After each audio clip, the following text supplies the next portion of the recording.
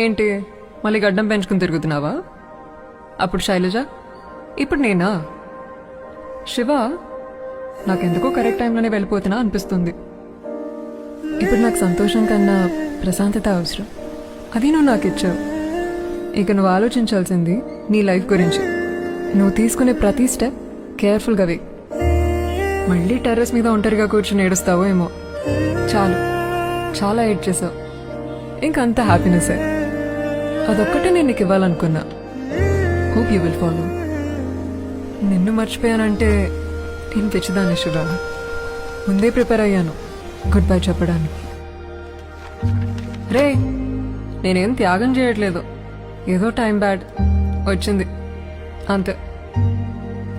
అవును, ఇప్పుడు ఒకటివే చెన్నైలో ఏం చేస్తావు? ఒకటి చెప్పనా? చెప్తే నీకు కోపం వస్తుంది. ఇదంతా నీకు డైరెక్ట్గా చెప్పాలనుకున్నా, కానీ చెప్తే నువ్వు ఏదో ఒకటి అంటావు. ఎందుకంటే